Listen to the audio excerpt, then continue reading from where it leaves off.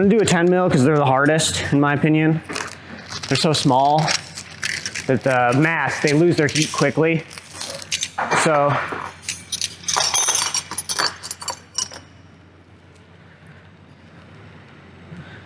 makes them the trickiest. I use the reamer, the octagonal one, and then just a couple joint tools to check it. I might use the holder. So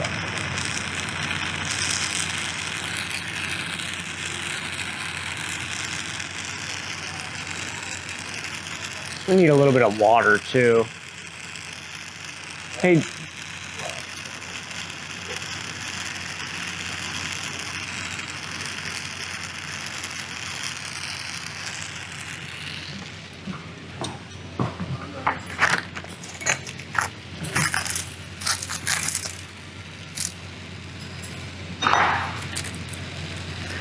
so with the joint tools, it's like, I found that it's really important to have it set up to be almost, pretty much almost already the shape of the joint.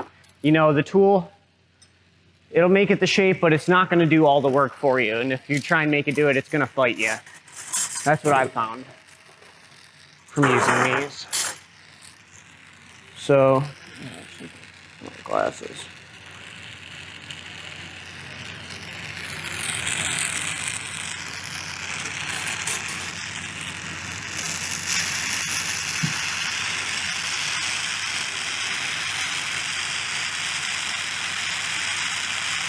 Luckily, this 12 mil clear is already pretty close, so I'm not gonna have to do too much. But if you're like using your own colored tubing or something like that, you wanna make sure to get it damn close as you can.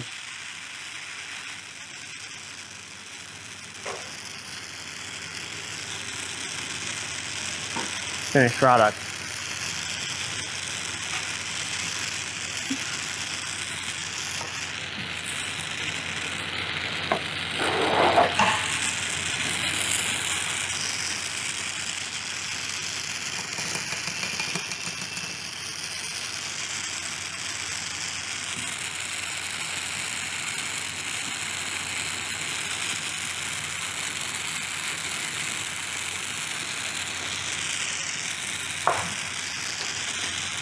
Also, if you're planning on flaring the lip open to give it that flared lip to look like an actual ground joint, super important that you open it evenly. Otherwise, that unevenness is going to show up in the end.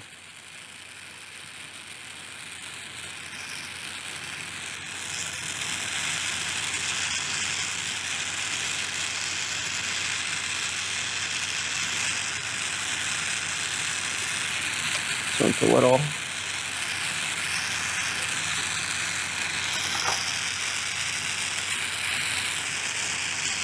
I use the mini jacks a lot when I'm making the joints, especially if I'm using colored tubing and I had to pull it down. It's really nice to like get the blade in there with the marver, and you can really even out the wall thickness. Sometimes if it's like, if it gets too wide back where it needs to be tapered, you know, towards the bottom of the joint, you can really get in with the tips and either widen it out.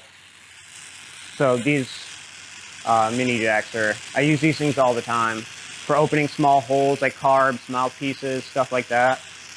Really an essential tool.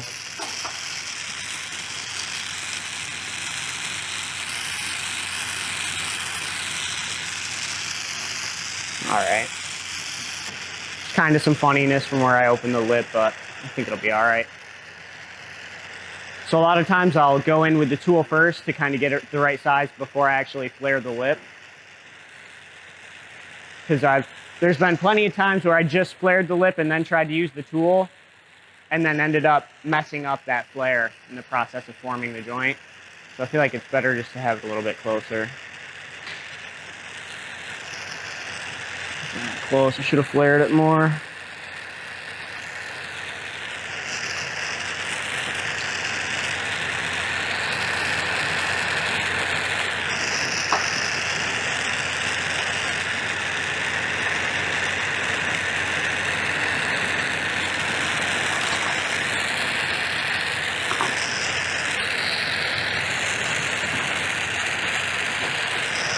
All right, now that I did that, make sure it's nice and flat. And I'm gonna go for the flare. I'm gonna use my little tweezers here. I like these things a lot. I'm gonna come right the marver and, oh no, I botched it.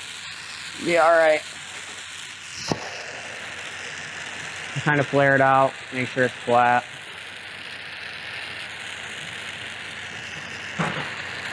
Sometimes you gotta flare out a little more than you think, because once you reheat it again, it kind of shrinks back down.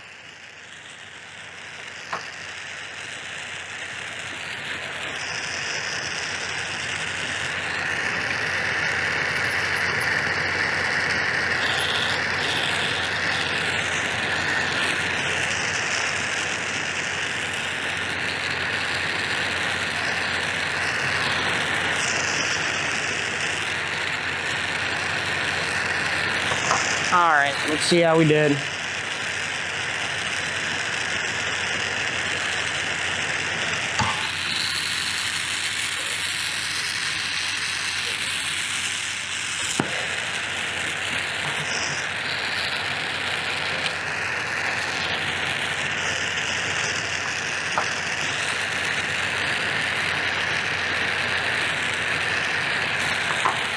Then to check them, I'll just take a factory joint and just get carbon all over it.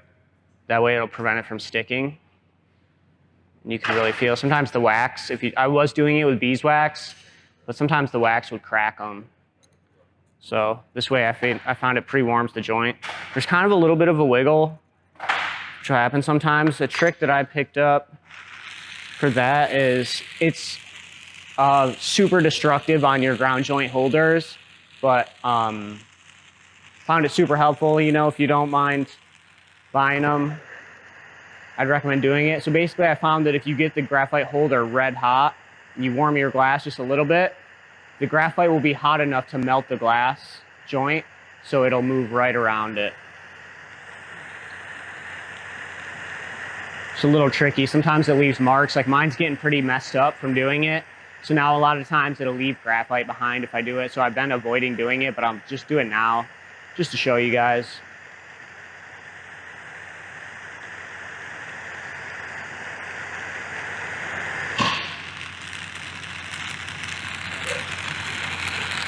Let's see if it got rid of the wiggle. But yeah, it just eats up the former, and then eventually it won't be the right size. Mine might be on that path. Yeah, see, it's still.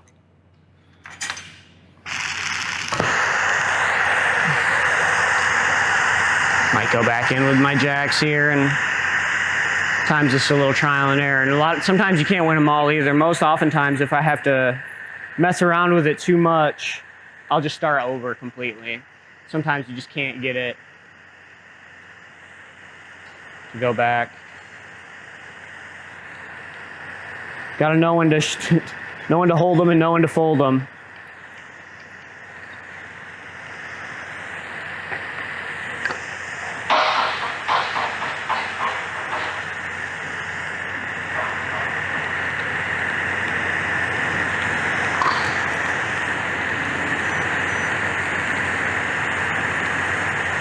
There we go, pretty decent fit. So a lot of times what I'll do is I have a factory joint welded on a piece of 12/7 tubing, and I'll use the graphite tape and put it on it and flip it around, just because I like to use the blow hose to blow. I haven't figured out a system to attach my blow hose to my holder yet. But I like to use my blow hose for shaping the bottom part, so I can like paddle it flat and marble the sides flat to get it really nice and crisp, like on some of those pieces. I guess I'll just flip it onto here for now. A lot of times what I'll do is,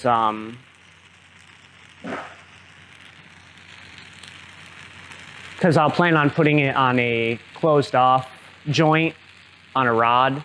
So I'll set my made joint in my V-neck with the glass blow tube, and I'll rest it on it to warm up the glass blow tube, and I'll put the graphite tape inside it. So it lets the joint cool a little bit, because if it's at the wrong temperature and you put them in there, it cracks it, which is what I found. So it kind of lets the joint cool down a little bit. It lets the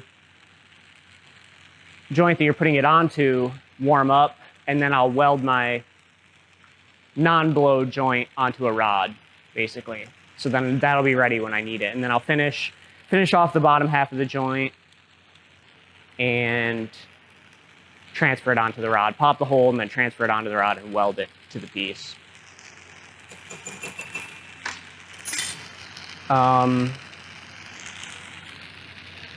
Let's see, is the kiln up? Not quite.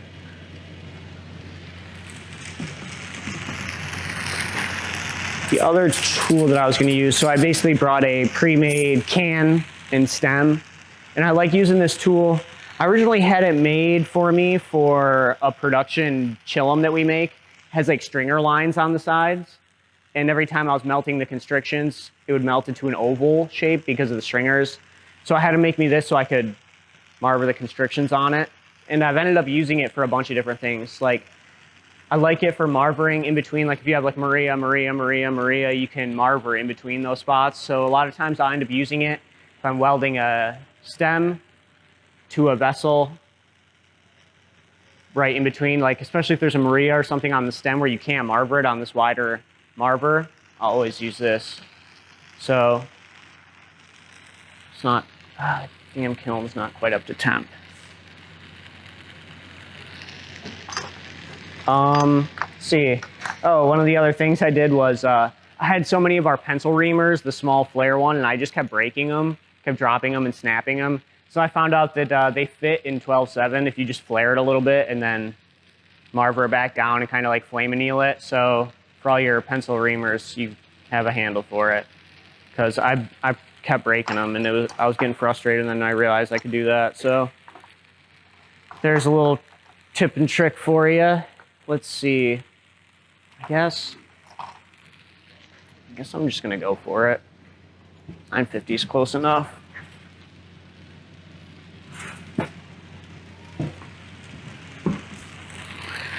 So I have this stem pre-made, and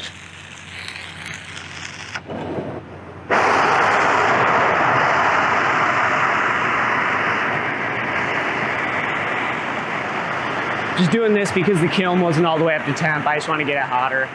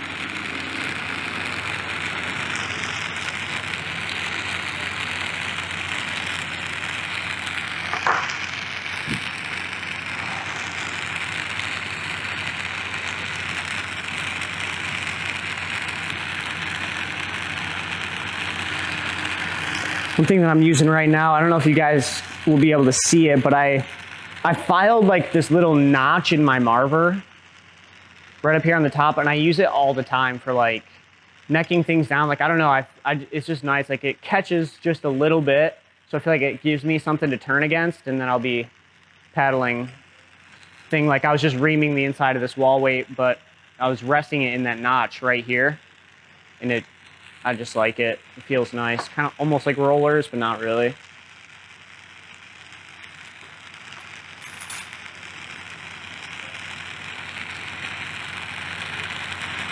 All right, peeled that open, got it open.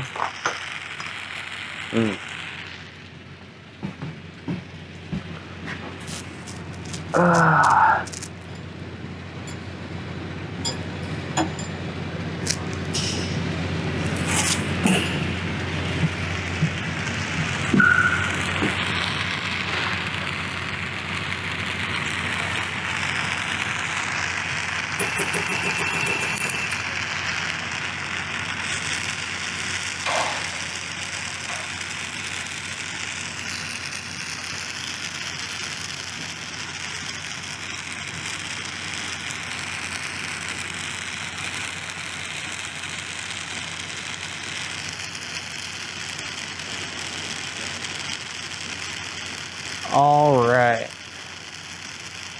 So this is my first time really doing anything like this. Did demonstrations once at like a called a wine festival, but there was nobody that knew anything about glass. So this is the only thing only time I've ever done anything like this. It's a little different, kind of fun.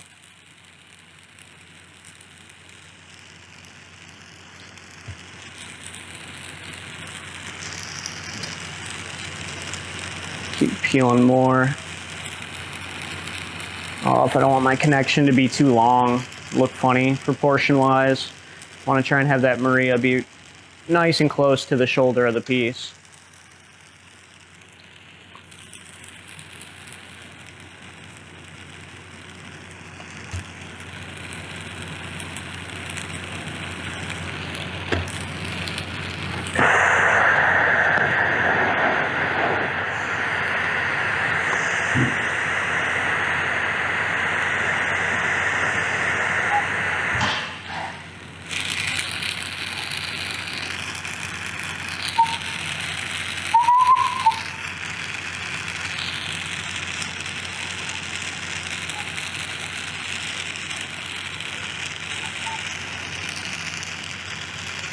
Gonna use that little marver thing again.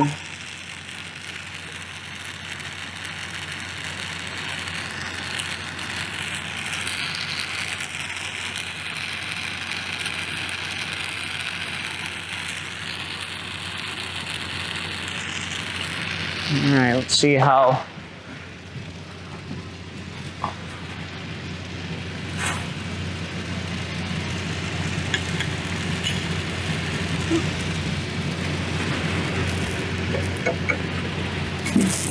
Neck opening's a little skinnier. Just open this a little more.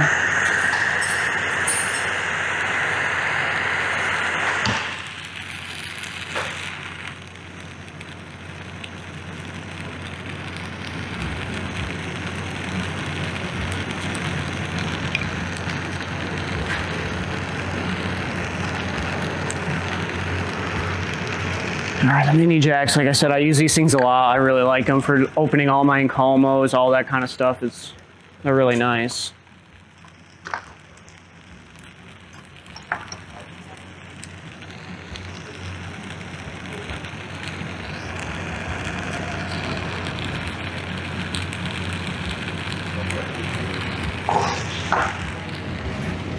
You don't want to model that thing.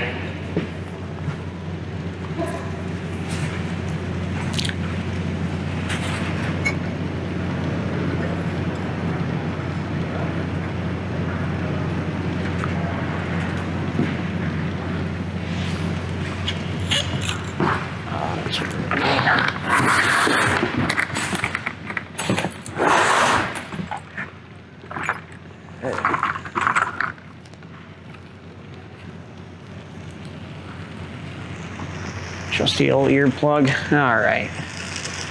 So the other thing I want to talk about is the benefits of having the foot pedal, the rocket. There's a lot of things, like once I got it, I immediately knew, I was like, oh, I'm not going to be able to go back. And like welding stuff together like this is where it really comes in key, because you can go from having the nice bigger flame to get both connections nice and hot right down to the small one, which is, this would have been completely different if I had to stick them together in the big flame. then juggle it and try and turn on a smaller one.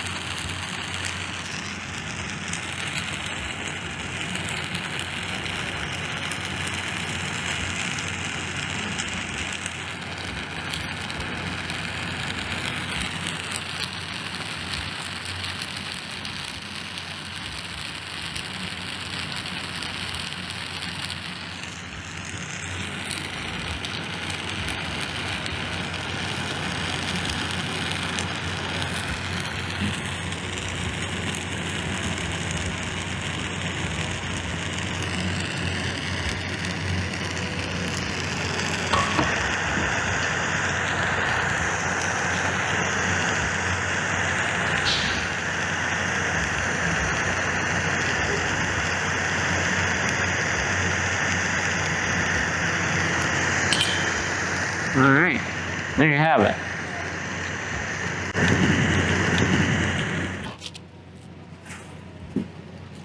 Got this big old head prepped already. Kind of got thin on me, so it might get out of control. I started with a piece of 50 mil. And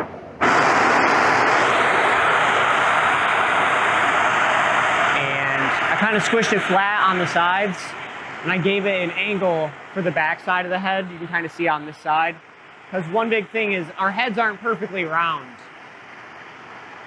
You know, any of the human forms are some of the hardest things to sculpt because we're so used to looking at other people, like our hands and stuff. If the proportions are wrong, it's easy to tell. You see it immediately. So one thing that I've learned, the heads is to squish them flat in the beginning a little bit because our heads aren't perfectly round.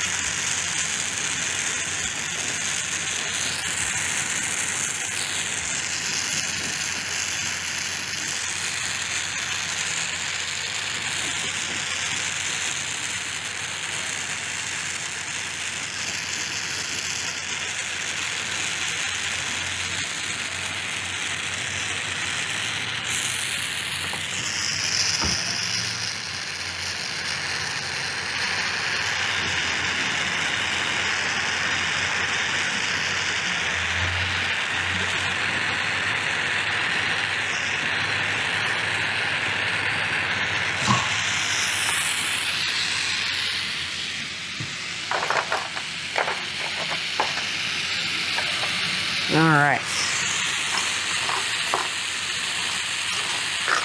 I've got all my sculpting tools.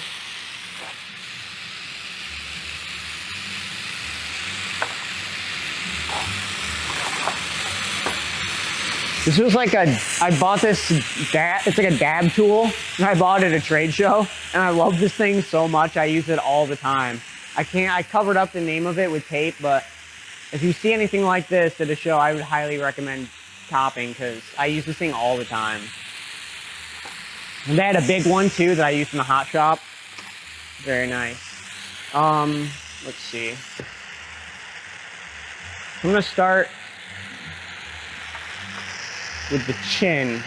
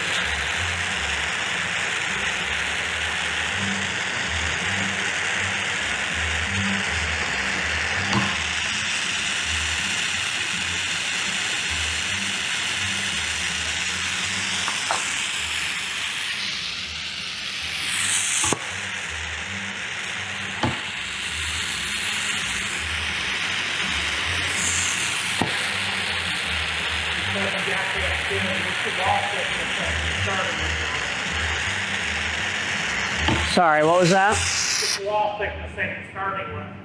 That I started with? It was pretty thin already. I got a little carried away blowing up the head shape.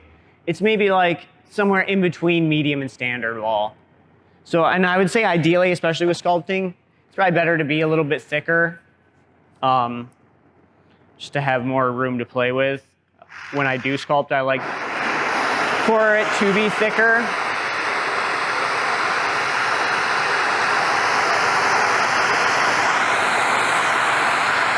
There's the other thing. Also, the other thing is this graphite butter knife that we use. I love this thing too. I've been using this a lot. It's really good whenever I'm like stringer drawing. You can use it to push the line straight again and stuff. And I use it for like the nice subtle curve that it has.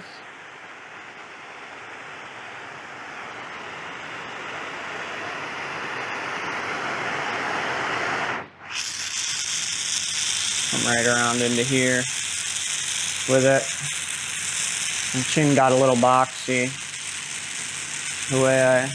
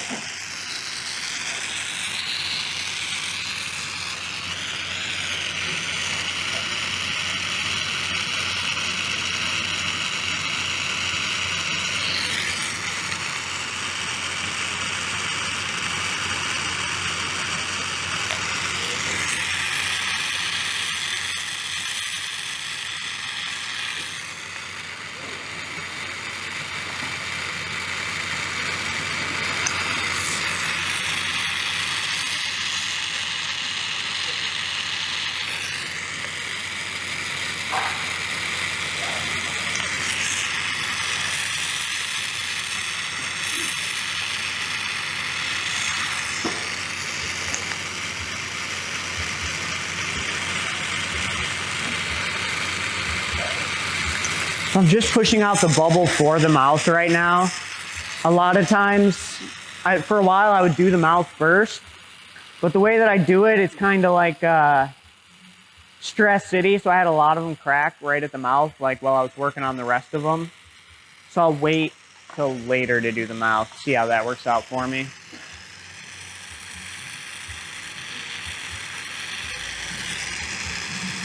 Oh man.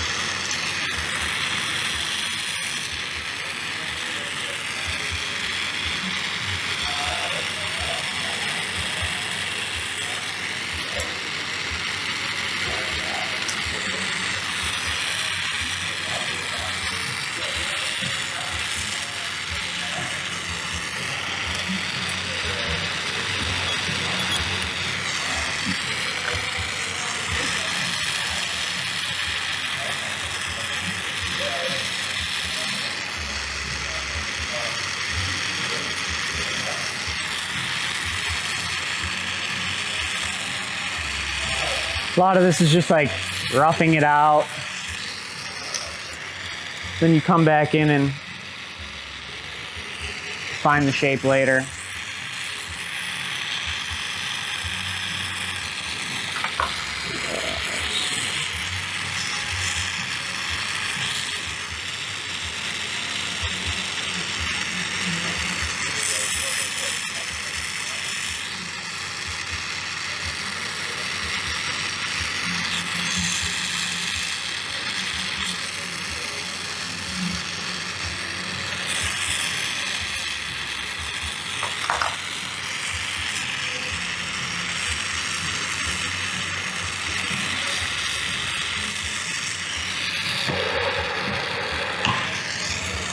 nose is too damn thin.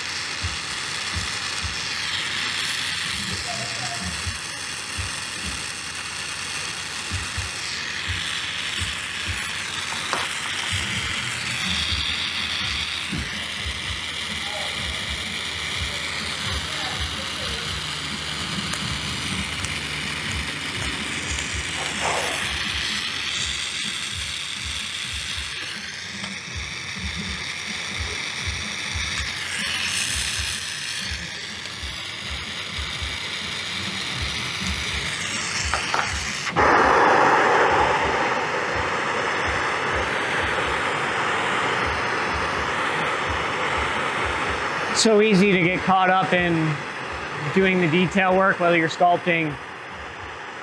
I often lose a lot of pieces just because I get caught up in trying to get something just right, tweak an eye or something like that, mess with the nose more.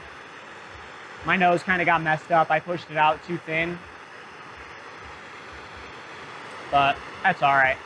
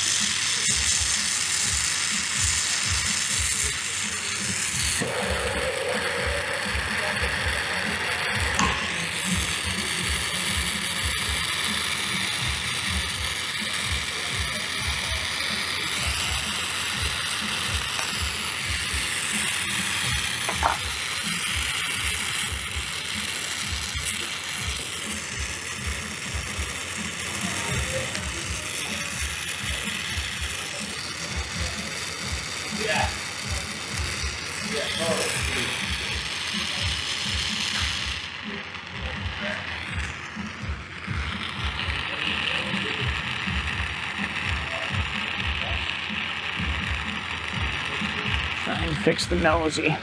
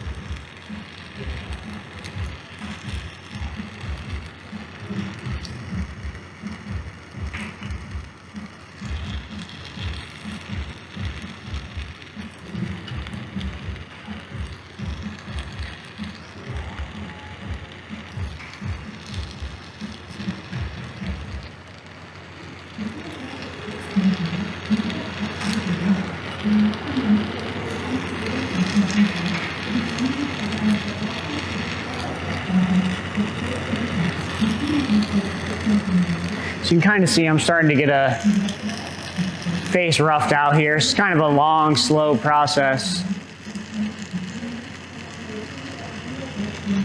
Not the best. My nose kind of got away from me a little bit. It's a little thin, but that's all right.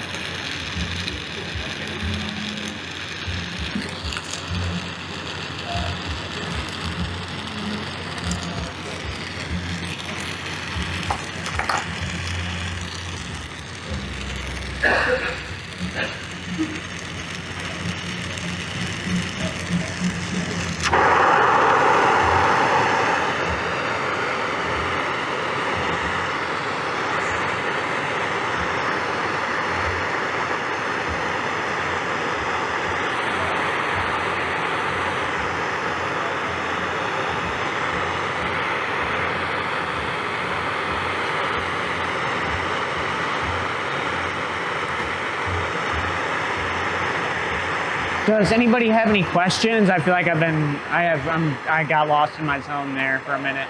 Yes. What they were using to press out the sculpting from the inside, would you ever utilize them on the outside to press something in? Yeah, like I dimpled the eyes inwards. I did just that for that. Yep. Yeah, totally. I use them on the outside all the time too. Yeah, you can push little like I've tried to do the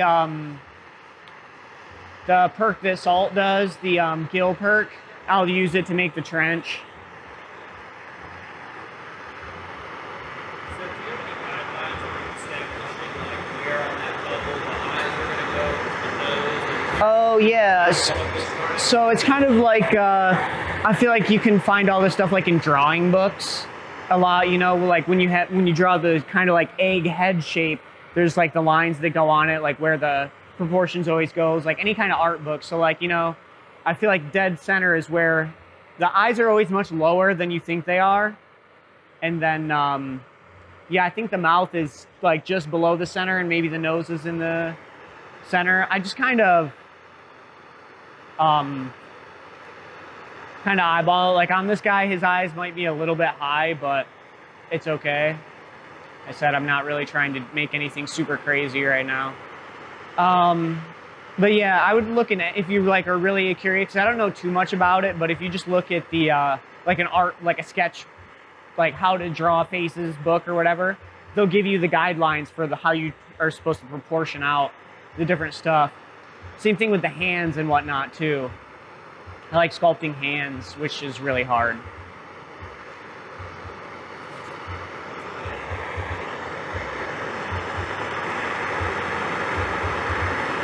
So I think since I don't want to get too much more crazy on this, I'm just going to close it down and then I'm going to do the mouth.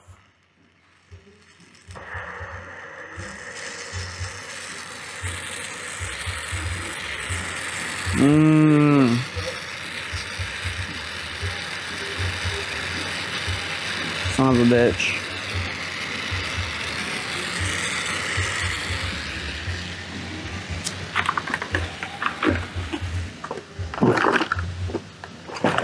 Yeah, man.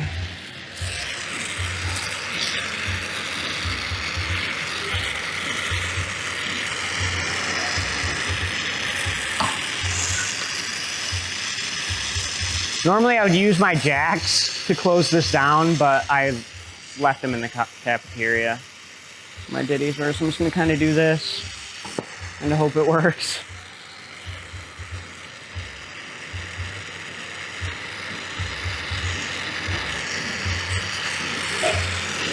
We're doing it. Look at that.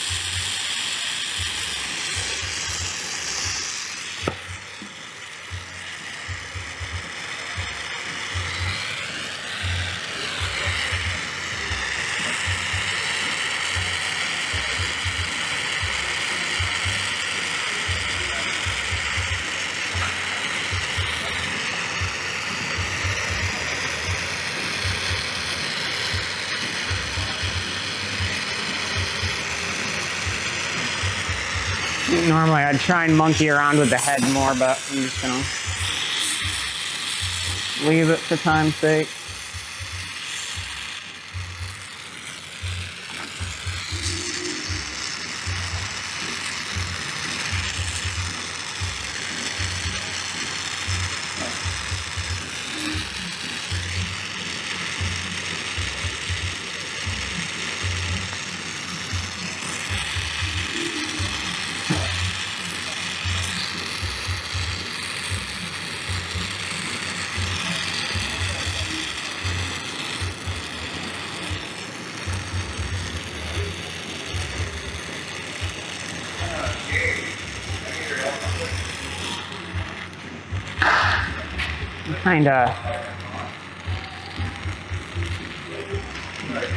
I lost my mouth there. I didn't have enough material. I got too thin, kinda.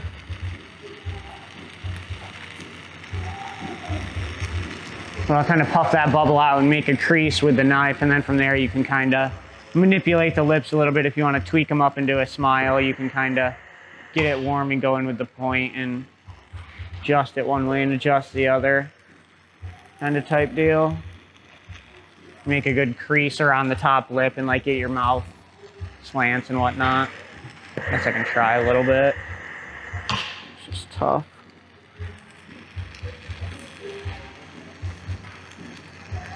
Especially if your glass is thin, it's really hard to get it to where you can carve the surface but not have it cave in. It's another reason why it's important to have a good thickness built up when you're doing sculpting.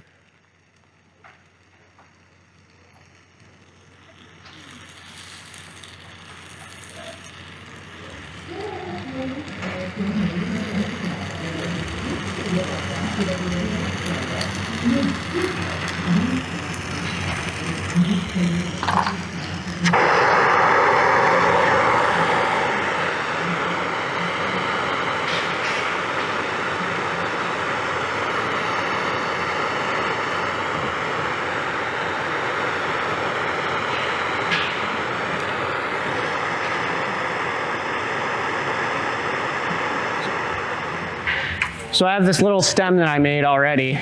Kind of has like a little dragon in it, the arch around it. So kind of inspired from a Venetian goblet I've seen Bill Goodenrath make a bunch of times. So I just put the arch around it for somewhere to connect the cup to. So I'll make an optic knot using this mold, put it to the bottom, attach the foot to it, then make the cup, put it all together.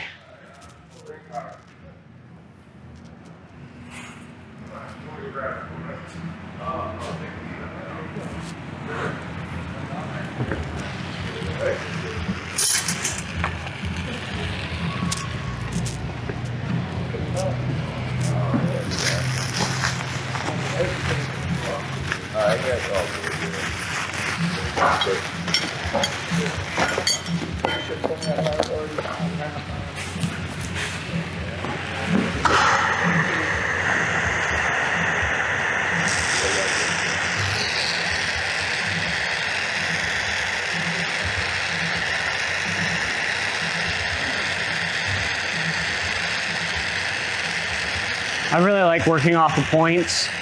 If you're not that great at pulling points and you avoid doing it and just working off blow tubes, I'd recommend trying it some more.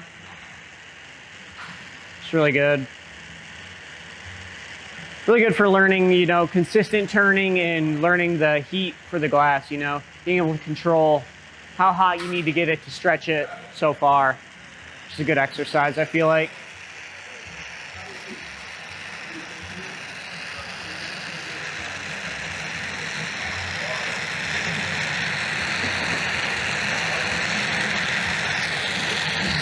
So thirsty. Is there any like water out here, water bottles or anything? Do we know? Any staff around?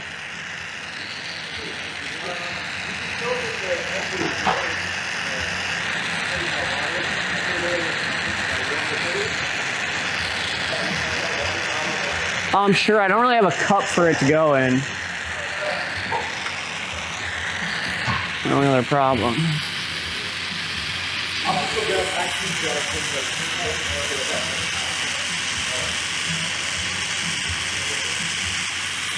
Wasn't really paying attention.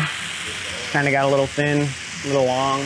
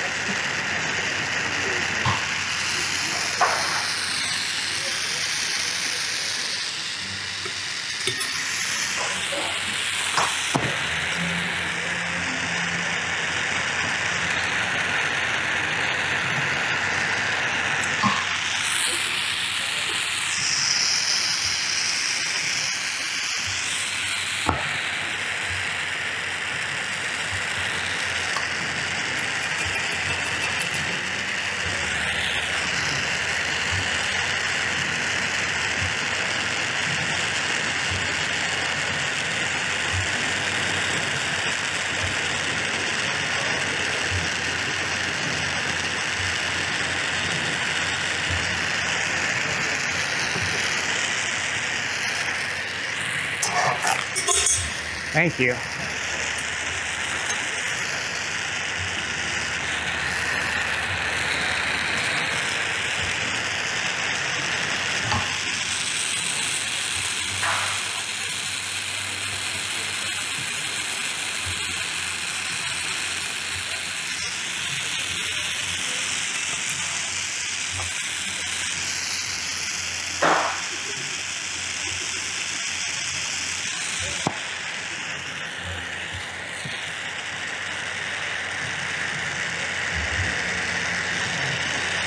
Another thing that I've learned is a lot of people think mold blowing is really easy. Like, yeah, you just get it hot, you put it in the mold and you blow it.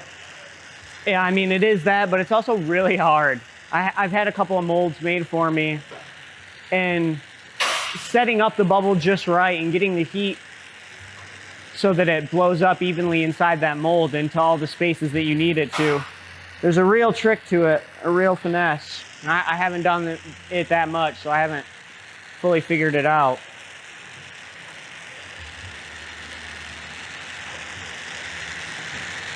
preheat your mold? I never have. I probably should. I would recommend though, if it's been sitting around for a while and get dirty, sometimes I'll just put like hot clear solid in there or something just to clean it out before I use it. But really preheat it.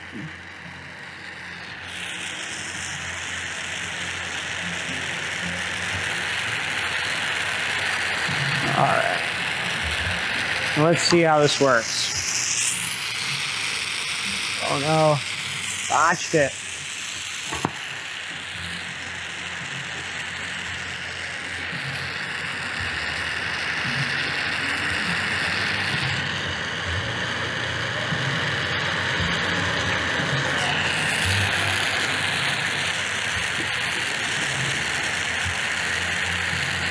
Oh, my bubble's all kinds of funky.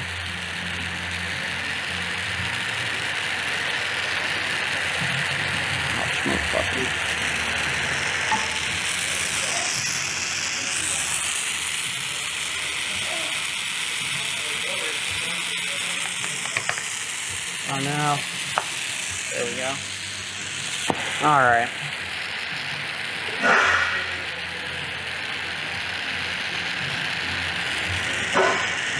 So this is super hard to work it,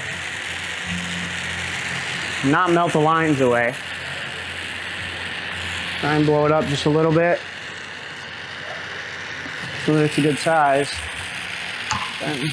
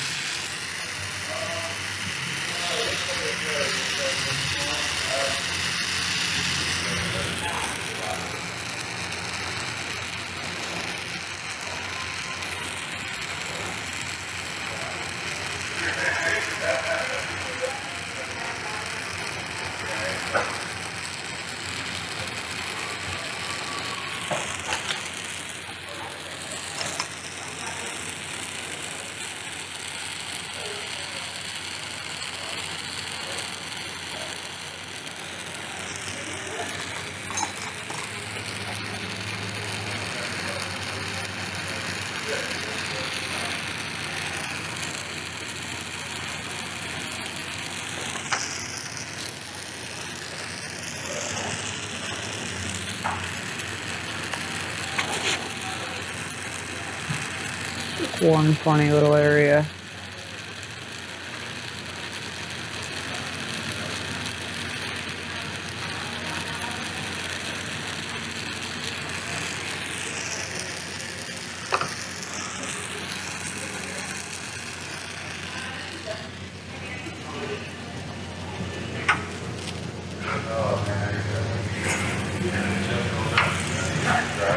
All right.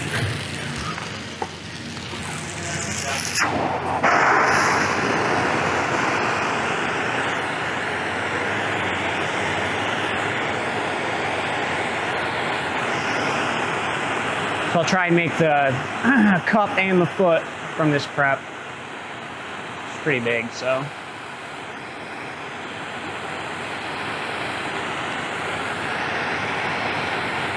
The knots are tough. That was the second one I've ever done, so it's tricky keeping it on center and blowing it in the mold and working it all without those lines melting away.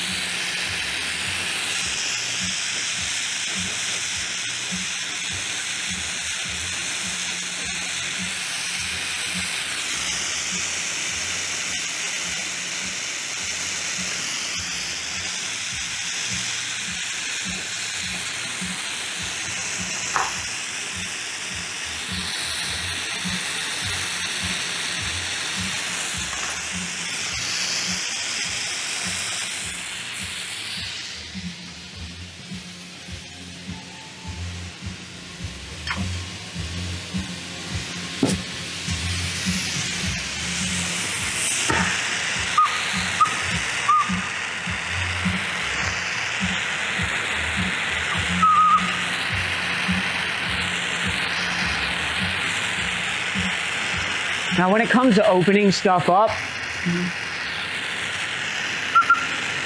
like it's a constant battle of flare it open a little bit and paddle it flat again. Flare it open a little bit, paddle it flat again. When you're opening, a lot of times I feel like it's instinctual to come and try and push the lip open, but you end up getting this like curved out shape. So it's a lot about resting the tip of your reamer or your jacks right in this shoulder area and pushing it out like this, as opposed to really flaring it open the other way, unless you want that look, of course. But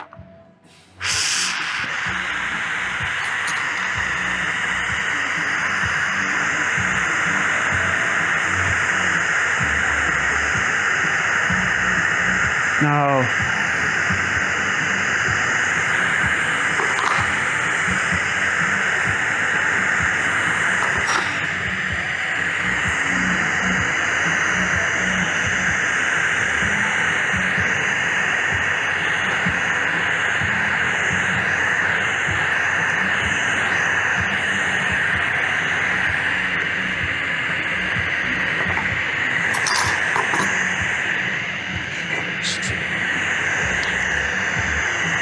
This, for me, is a must-have for doing goblet, any kind of goblet stuff.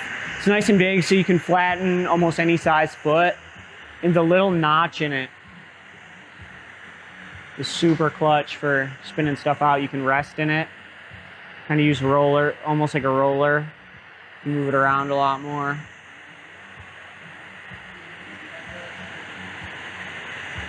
Just trying to paddle this back a lot, because otherwise it's going to be really wide, which is not ideal, kind of big. I always like to have the opening of my cup and the diameter of the foot be somewhat close together. It's kind of like a rule of thumb that I go by a little bit. A lot of people use, I feel.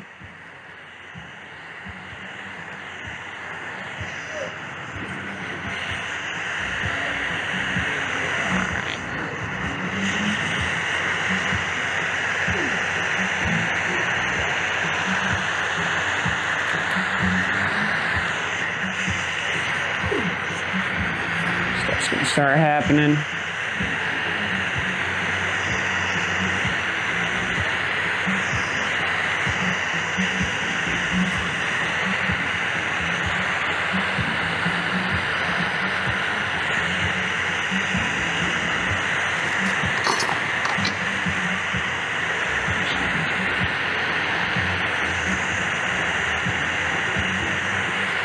This foot flared the way it is.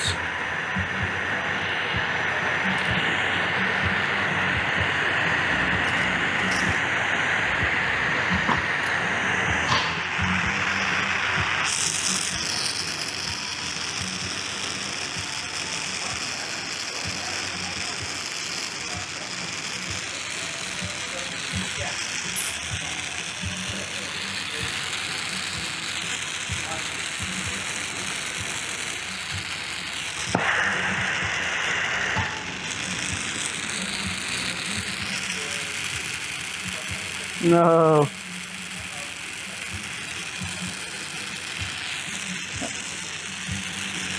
Tagged it kind of funny.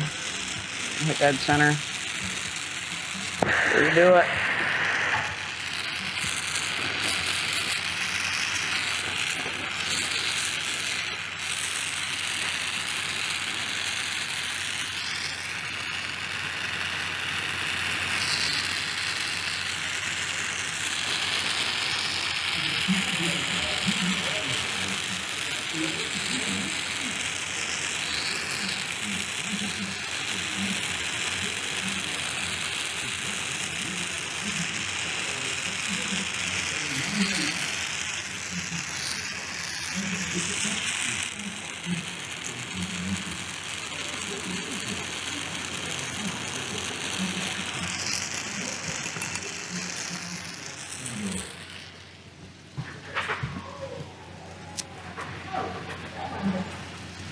Ugh.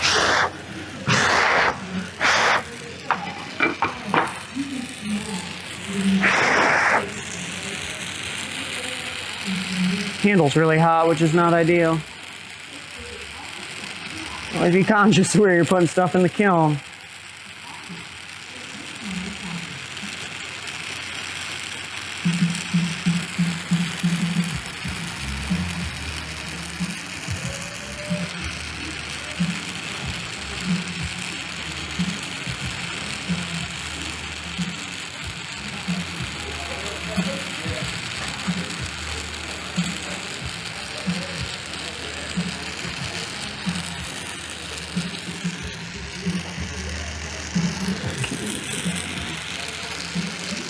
Well,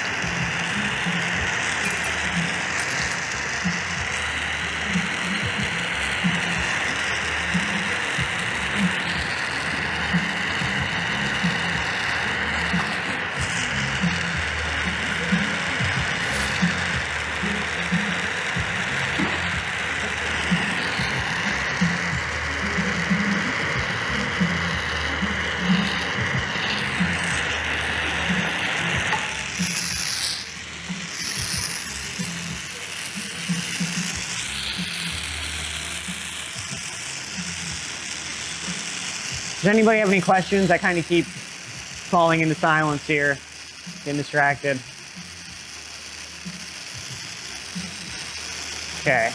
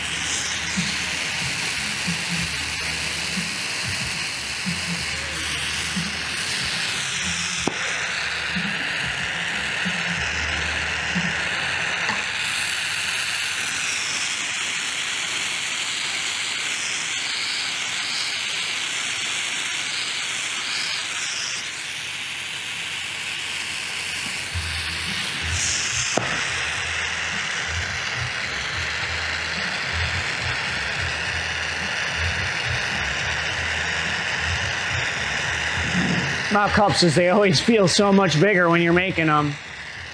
It's a running joke. Pull it out of the kiln the next day and it was real small.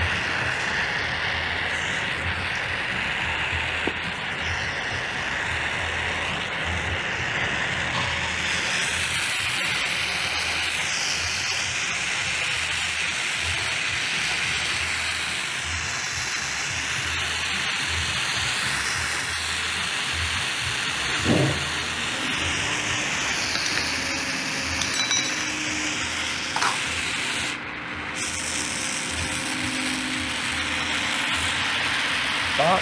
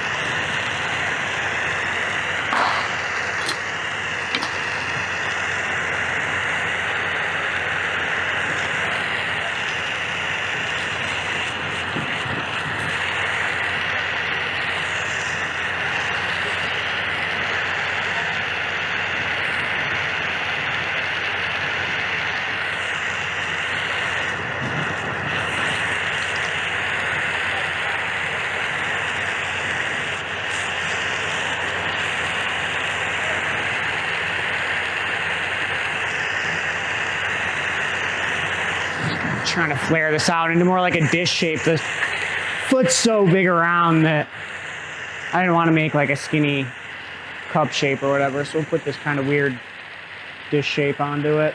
So we're gonna get it to spin more. Come on.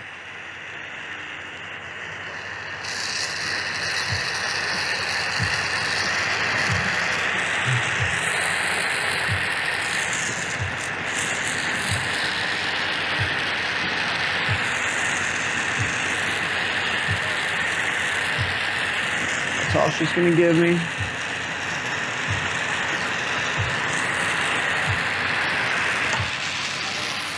Ugh, I did just realize though. Normally at this point I would use claw grabbers for the cup, but I don't have a pair of claw grabbers that'll fit on this. I'm gonna try the old inside punny tech. We'll see how it works.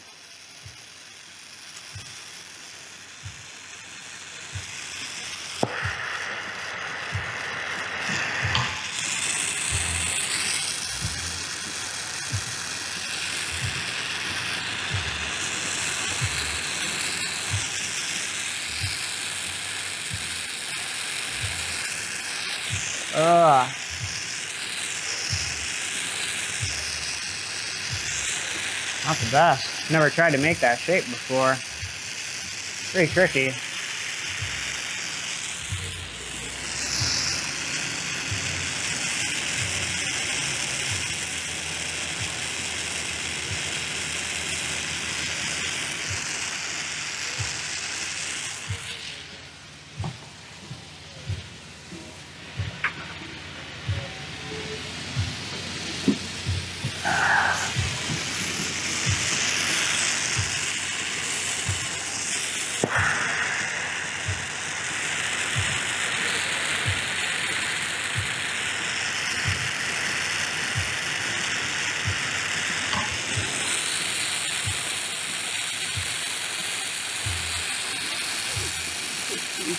Maria. That'll work.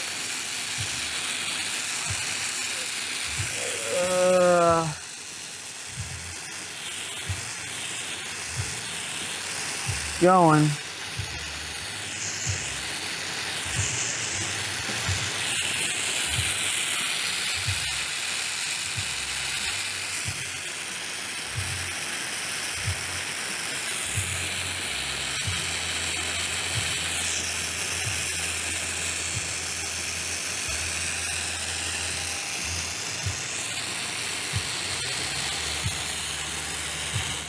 I'm afraid to knock one of these punnies off. I feel like they're both going to come off at the same time.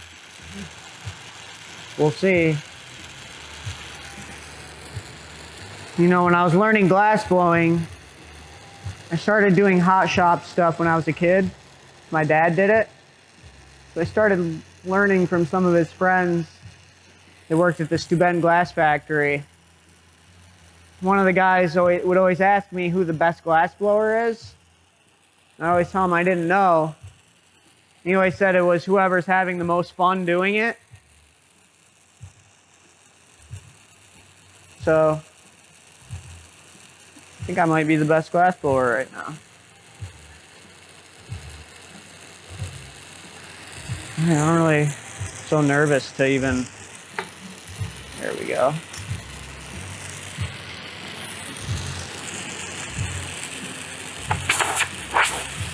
It's like one weird spot. I don't want to melt on here.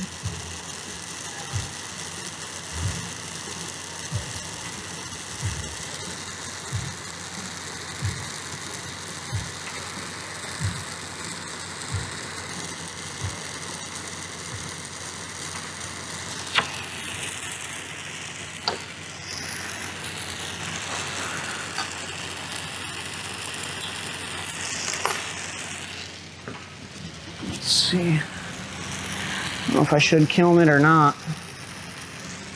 The cup's super crooked.